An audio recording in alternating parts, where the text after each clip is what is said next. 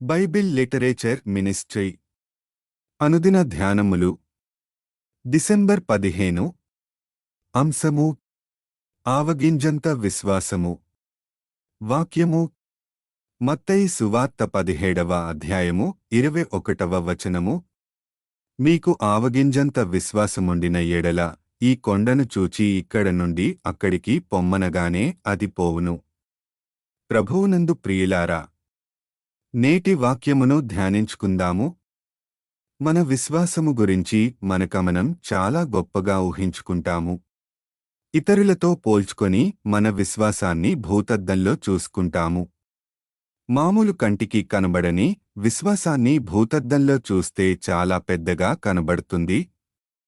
విశ్వాస పరిమాణాన్ని భూమి మీద ఉన్న విత్తనములన్నిటికంటే అతి చిన్నదైన ఆవగింజతో పోల్చాడు యేసు ప్రభువు. ఆవగింజంత విశ్వాసాన్ని కాపాడుకోవడమే మనుష్యులకి అసాధ్యమైన పని. ఆవగింజంత విశ్వాసం మీకుంటే మీరు ఎన్నో అద్భుతాలు చేయగలరని తన శిష్యులతో చెప్పాడు. మీరు ఆవగింజంత విశ్వాసము గలవారైతే ఈ కంబళి చెట్టును చూచి నీవు వేళ్లతో కూడా పెళ్లగింపబడి సముద్రములో నాటబడుమని చెప్పునప్పుడు అది మీకు లోబడును. లూకా 17:6.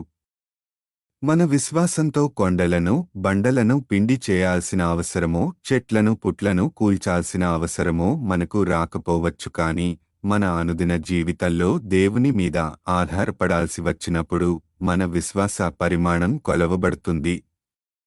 మన విశ్వాసాన్ని ఆవగింజంత పరిమాణముతో మొదలుపెట్టి పెంచుకుంటూ వెళ్ళాలే కాని ఆవగింజతో సరిపెట్టకూడదు.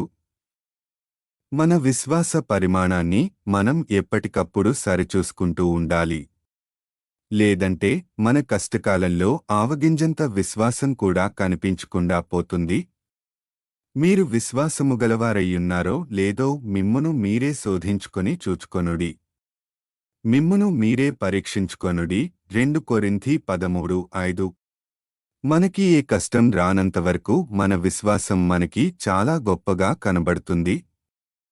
ఏదైనా కష్టమొచ్చినప్పుడు మనం చిక్కుల్లో ఉండి దేవుని మీద ఆధారపడాల్సి వచ్చినప్పుడు తెలుస్తుంది మనం అవిశ్వాసులమో అల్పవిశ్వాసులమో. క్రమం తప్పకుండా సంఘమునకు వెళ్లి దేవుణ్ణి ఆరాధించేవాళ్లని మనం విశ్వాసులు అని పిలుస్తుంటాం కదా. చర్చికి వెళ్లి 2-3 గంటలు కూర్చోగానే విశ్వాసులయ్యే పనైతే మనుష్యకుమారుడు వచ్చినప్పుడు ఆయన భూమి మీద విశ్వాసము కనుగొనునా అని లూకా 18:8లో యేసుప్రభువు ఎందుకు అనుమానం వ్యక్తం చేస్తాడు? దేవుణ్ణి హృదయపూర్వకంగా విశ్వసించడమనే ప్రక్రియ చాలా కష్టతరమైనది. ఆవగింజంత విశ్వాసముంటే మీకు అసాధ్యమైనది ఏది ఉండదని యేసుప్రభువు చెప్పినప్పుడు మరి సంఘాలకు వచ్చే విశ్వాసులనబడేవారు ఎన్ని గొప్ప కార్యాలు చెయ్యాలో కదా. కాబట్టి భక్తి వేరు, విశ్వాసము వేరు. దేవుని కోసం ప్రాణాలు ఇవ్వడానికి సైతం వెనుకాడనివారే నిజమైన విశ్వాసులు. అంతటి ధైర్యం తెగింపు రావాలంటే వాక్యము వినడమే కాదు, ఆ వాక్య ప్రకారం జీవించాలి. అప్పుడే మన విశ్వాసం బలపడుతుంది, దేవునికి కనబడుతుంది.